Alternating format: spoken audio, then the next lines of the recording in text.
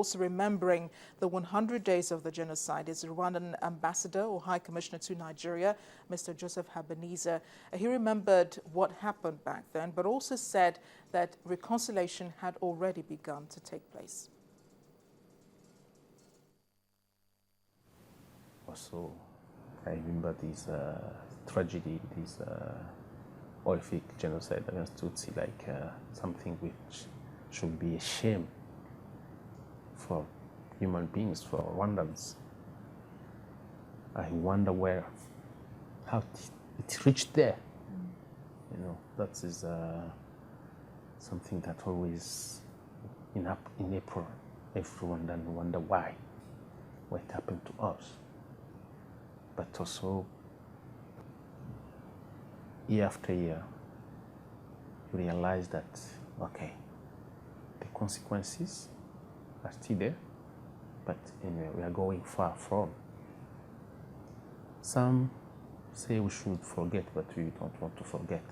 And for the younger generation, many of them watched as their parents were killed. You said you lost uncles and aunts during the genocide. Some of them watched as their parents were killed. That was really traumatic for them. How is the younger generation coping with what happened 20 years ago? Yeah, it's not easy. It's not an easy thing, but we encouraged, we know people to talk about their stories, what happened to them. It's painful, but it heals. Because now people just sit there, somebody will tell you, or her or his story. She cried or he cried, you cry, but after you feel released, feel that something came out, which is a good thing. So people move around, and some killers were sent to jail, now they're coming out.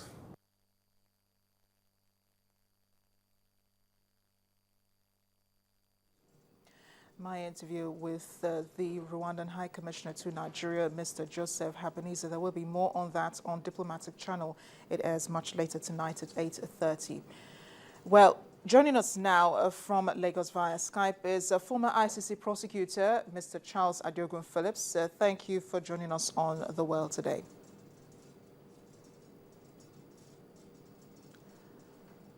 Well, I'm hoping that you can hear me. Let's talk about really the reasons why the genocide even took place at the beginning. Was it something that could have been prevented, looking back now looking back 20 years down the road and all of the horror it's caused, the heartbreak and, the number of people killed? Is it something that could have been avoided?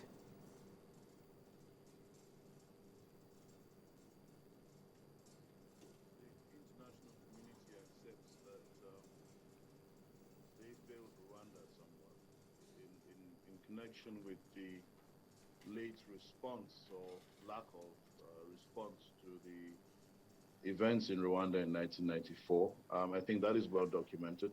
The inaction on the part of the international community was indeed regrettable, and as you would have heard from the current UN Secretary General, many apologies have been rendered in that regard, and the world hopes not to encounter such events in the future.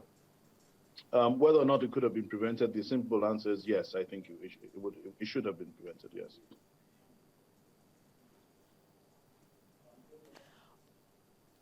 Well, it's really, there's so many angles, of course, to the genocide story. I mean, I was talking to you much earlier about it, and you seem to have a different view of how the genocide itself started, and well, let's get past that anyway.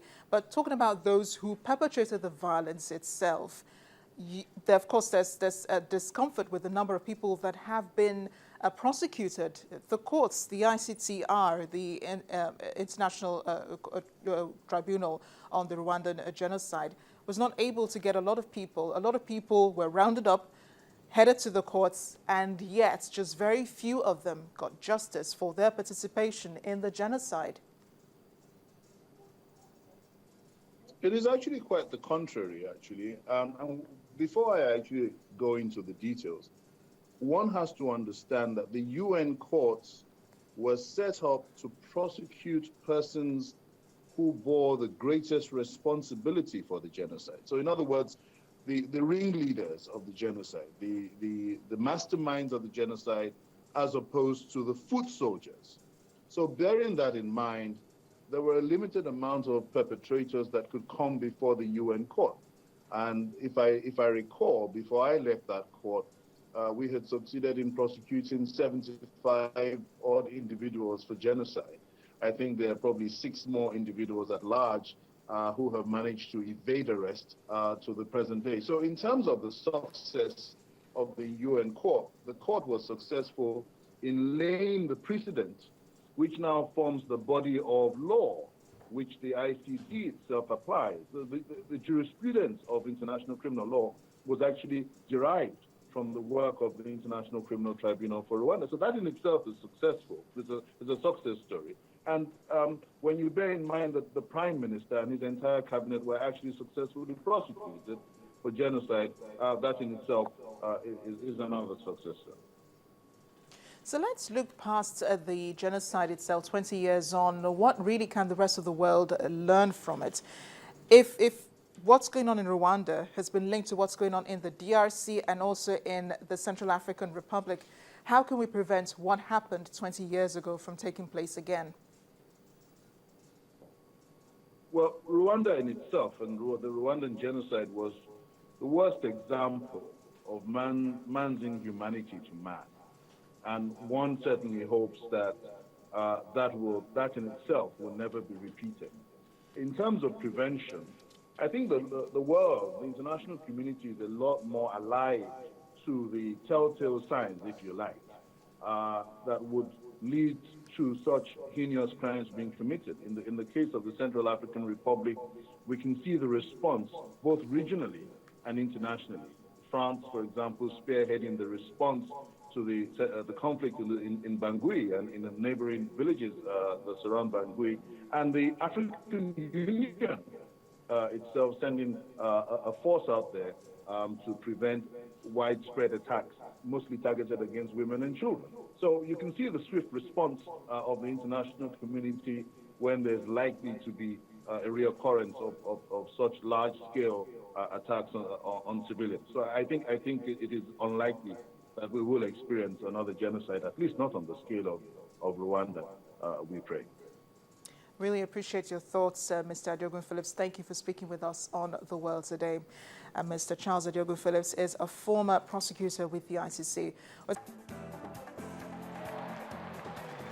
Welcome back to The World Today. On day 17 of the Oscar Pistorius trial, the Paralympic star took to the stands today, apologizing to the family of his girlfriend, or late girlfriend, I should say, Reeva Steenkamp, on the first day of his evidence. In a shaky voice, he said he was trying to protect her and said he could not imagine the family's pain. Prosecutors say he killed her on February 14th, 2013, after an argument. He says he mistook her for an intruder. Oscar Pistorius took the witness stand in his own defense. Overwhelmed with emotion, he said the Valentine's Day shooting of his girlfriend last year has left him without sleep, terrified and plagued by nightmares. He went ahead to apologize to the mother of model Reeva Steenkamp, saying he fired 4 times through a toilet door at his luxury Pretoria home in the belief he was protecting her from an intruder. Steenkamp, who was a law graduate and model, was hit by at least 3 rounds fired by Pistorius, one of which to the head killed her almost instantly. Since the shooting, the 27-year-old Olympic and Paralympic star, who faces life in prison if convicted of murder, testified he had been on antidepressants and sleeping pills because of his disturbed state of mind. He recounted one occasion when he woke up so scared in the middle of the night that he crawled into a cupboard before calling his sister, who came round to sit with him. Earlier, during a graphic forensic testimony from a defense pathologist, Pistorius sat in a dock, vomiting into a bucket. Standing by now to speak to us about today's trial as Oscar Pistorius took the stand is our correspondent in South Africa, Betty Diba. She joins us now via telephone. Betty, thank you for joining us on the World Today. We understand a very apologetic, physically shaken Oscar Pistorius took to the stand today, talking about, his own experience that night. What was the emotion in the courtroom like? Just painting the picture, you had the family of River Steenkamp, her mother, and other family members, her friends, as well as on the Pistorius side, the Pistorius family members as well, who have been quite constant in the court.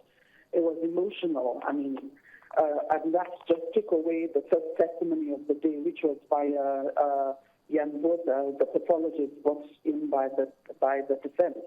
But Oscar began by making that apology, which as emotional for him and as for those who were listening, not just in court, but outside the court as well. Quite touching, but the debate still rages on. Is he guilty or is he not? Was it a mistake? Every which way somebody was killed and he has to answer for it. That's according to the debate that is raging on. But it was quite emotional while he was speaking. And the defense his attorney couldn't finish with him because he was quite emotional all through his testimony, and he's expected to continue tomorrow to paint the picture, because he hasn't actually painted the picture of what happened on the morning of the 14th of February 2013. So he will do that tomorrow. He's expected to do that tomorrow, and then probably get cross-examined by the state council. Okay, now, very quickly, Betty, quite a lot of emotion you described to us, the feeling in the court, but did any of that get to River Steenkamp's mother? We understand she had a stony face throughout Oscar Pistorius' testimony. Yes, she did, because the camera went straight to her while he was making the appeal for forgiveness, if I'll put it that way. Maybe in her heart, she may have been touched, probably something she's been waiting to hear all along. I know that earlier on in the case, his sister, that's Amy Pistorius, had given her a note, had gone several times to speak with her, sit there with her in between the sessions. But hearing that from Oscar, making that apology public, it doesn't bring the River Steenkamp back, but I'm sure she must have been touched one way or another. Okay. But there was no expression on her face all through that. We don't know what will happen tomorrow by the time he starts describing what exactly happened on that day, because he and Rita, who unfortunately will not be able to say her part of the story, they will be speaking tomorrow about that. Right. Thank you so much, Betty, for bringing us up to speed what happened in court. They will be reaching out to you again tomorrow to give us more on Oscar Pistorius' second day on the stands at the court in Pretoria. And that's The World Today. Thanks for watching. Sports News is up next. I am Amarachi Ubani.